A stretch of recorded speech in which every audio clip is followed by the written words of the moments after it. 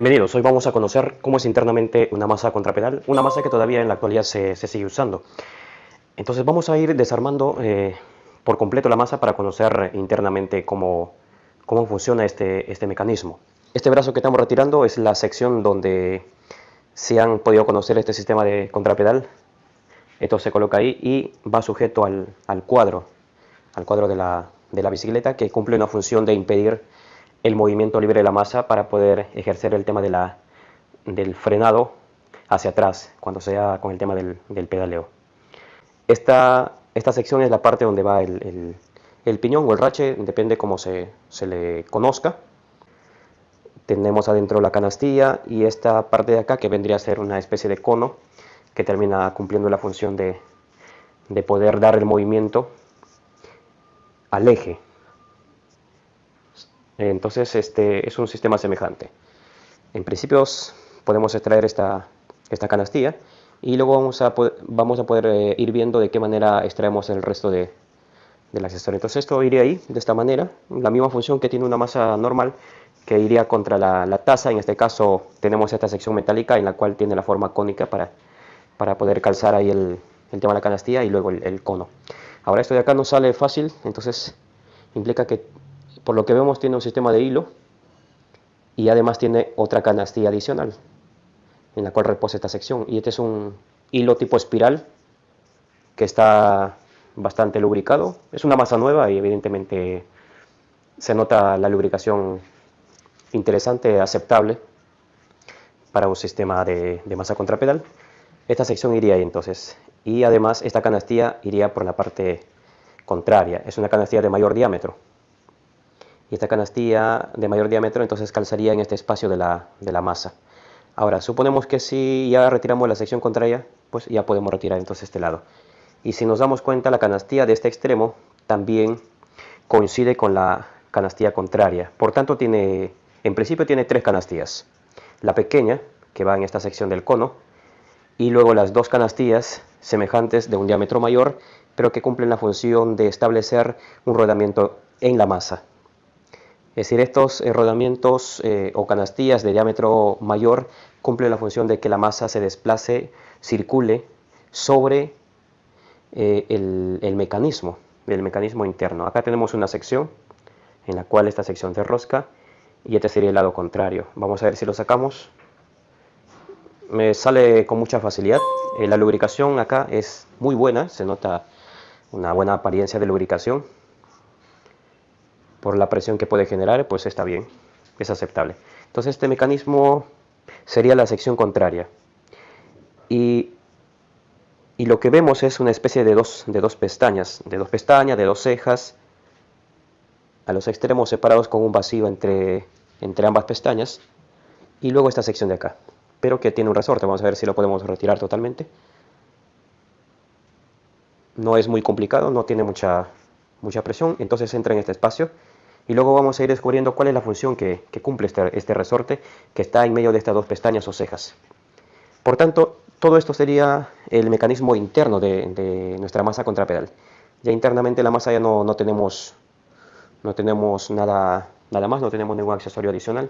Por tanto, todo esto sería el mecanismo que forma parte de la masa contrapedal. Un eje normal, un eje de un diámetro semejante a las masas que usamos actualmente, y todo este sistema que lo compone, que lo conforma a una masa contrapedal. Vamos a tratar de reconstruirlo de manera externa para poder ir conociendo. Entonces, si nos percatamos acá en esta sección, es totalmente distinta al lado contrario. Es una sección de mayor diámetro, no encontramos una canastilla pequeña como si lo hemos visto en el lado anterior. Estas dos pestañas irían ahí, encima de esta parte metálica, y como hemos visto anteriormente, además de estas dos pestañas, en el centro está este resorte. Esto iría ahí, tiene dos pequeñas pestañas, este resorte, y esto entonces, como hemos visto que le hemos extraído, tiene una separación de las pestañas, dejando un vacío entre ellas. Y más o menos pues iría ahí. Vamos a tratar de reconstruirlo totalmente para ir conociendo. Entonces Este lado tiene una sección de una ceja también que calzaría ahí, y que esto impide la rotación 360.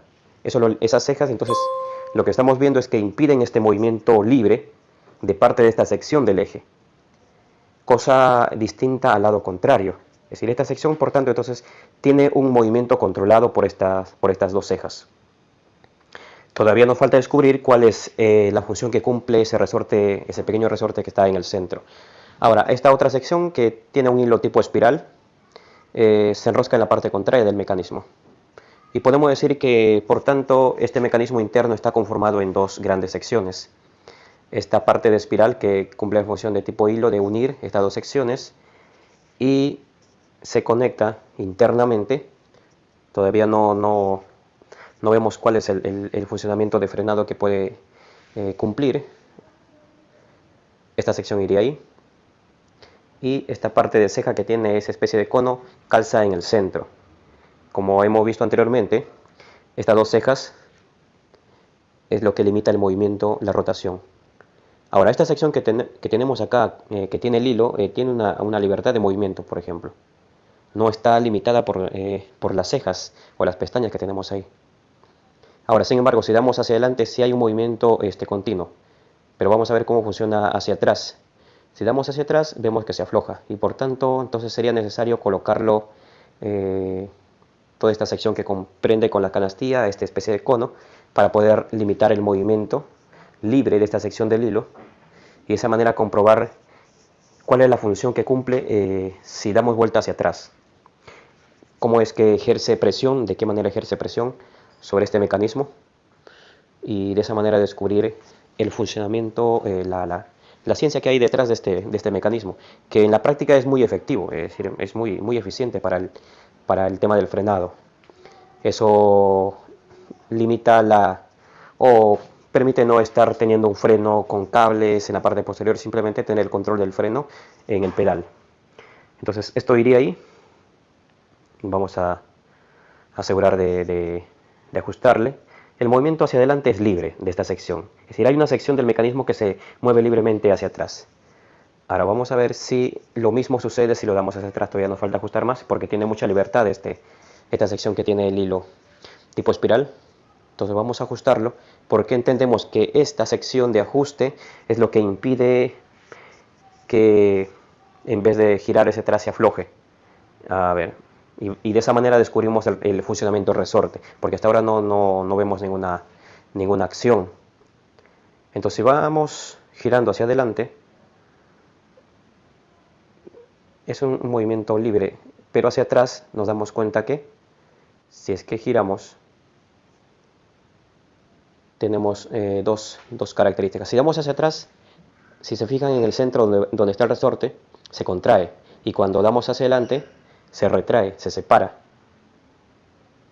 Y estas dos pestañas lo que hace es que si le damos hacia atrás, al contraerse, amplía las paredes internas, ampliaría las paredes internas de estas pestañas. Hacia adelante se mueve libremente, gira libremente esta sección, pero hacia atrás lo que observamos es una contracción. Entonces ahí estaría la función del resorte. Este brazo lo que cumple la función es de también limitar el movimiento de la masa. Hasta ahora lo que estamos viendo es que este lado donde va el brazo tiene un movimiento limitado. Tiene un movimiento limitado por el tema de las cejas.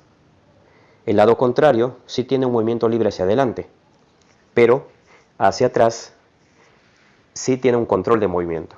No podemos dar más. Ahora entonces, lo que impide el movimiento hacia atrás, por tanto, de esta sección, lo que vendría a ser es todo este sistema de tuercas que lo hemos colocado, es decir, el cono y las canastillas y la tuerca adicional.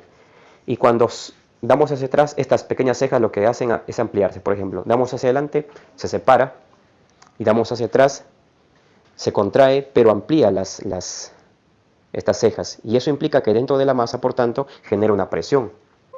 Por tanto, estamos descubriendo que hacia atrás, este mecanismo de acá, lo que hace es contraerse para ampliar estas pestañas.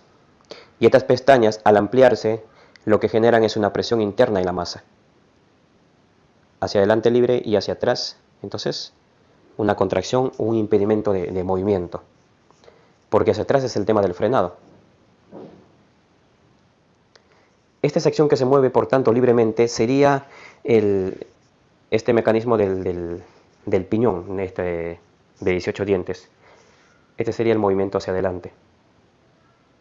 Ahora hay que ver cómo es el funcionamiento cuando está ya armado este mecanismo, pero ahí ya encontramos dos grandes diferencias en estas dos secciones del mecanismo que compone nuestra masa contrapedal. Una sección, como este lado que estamos estableciendo movimiento, hacia atrás tiene un control de movimiento.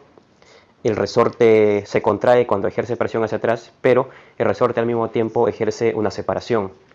Y además de la contracción que genera por parte de este rache o este piñón hacia atrás, lo que hace es ampliar las pestañas que tenemos acá, y esas pestañas, al ampliarse, generan una presión interna sobre la pared de la masa. Vamos a armar en la masa para poder ir conociendo entonces el funcionamiento de este mecanismo. Ya hemos descubierto que este mecanismo, por tanto, al menos en este modelo de masa, está compuesto de estas dos secciones. Esta sección, que es con hilo tipo espiral, que se enrosca en la segunda sección. Esto iría ahí, por tanto. Ya también hemos visto que es totalmente diferente. Tenemos tres rodamientos, dos rodamientos grandes que permiten que la masa se desplace sobre el mecanismo, y luego tenemos un rodamiento pequeño que es el que permite que gire el eje. Por tanto, el eje gira por este mecanismo de rodamiento con este sistema de cono. Sobre este mecanismo y sobre el eje gira la masa, con las dos canastillas que tiene a los extremos de un mismo tamaño. Por tanto, hay dos movimientos, un movimiento del eje y el movimiento de la masa sobre el mecanismo. Y de esa manera entonces se entiende de por qué tenemos canastillas a ambos extremos de un diámetro mayor a la canastilla que va en esta sección con este cono. Vamos a ir estableciendo la reconstrucción final de esta masa para poder ir entendiendo el mecanismo interno que hemos logrado conocer al desarmar totalmente la masa. Hemos encontrado las secciones que lo componen, los accesorios que lo integran y el funcionamiento que establece entonces esa eficiencia en el tema del frenado. Acá sí estamos probando para ver el tema del funcionamiento que hemos percibido antes de armar. Entonces, este tiene, por ejemplo, un movimiento libre, esta sección donde va el brazo. Se mueve libremente el mecanismo. Es decir, la masa, por tanto, gira libremente. Y la razón de impedir el movimiento libre de parte del mecanismo internamente es este brazo. Este brazo que calza en esta ranura, que calza en esta sección, cumpliría la función de detener el movimiento de la masa hacia atrás cuando se ejerce el tema del frenado, ya que, como hemos visto, el tema del frenado se ejerce en la parte donde va el pequeño rache y cuando se da la cadena hacia atrás, cuando se da la presión hacia atrás. Y esta presión hacia atrás lo que hace es internamente, como hemos percibido, es contraer el mecanismo, y al contraer el mecanismo amplía las paredes del mecanismo, generando una presión sobre las paredes internas de la masa, impidiendo por tanto el movimiento. Entonces esto iría ahí, calza con estas tres pestañas que tiene, no usa ningún sistema de hilo, y luego esta argolla de seguridad que finalmente completa el mecanismo, que en alguna oportunidad anterior a un video hemos enseñado cómo armar el mecanismo de rache de esta masa.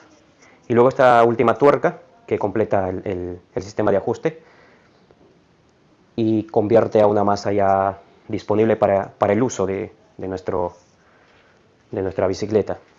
Es una masa de 36 hoyos normalmente, para una bicicleta 24, 26. Entonces nos aseguramos de ajustar ambas tuercas de seguridad en los extremos, y de esta manera le damos la culminación a la reconstrucción de nuestra masa.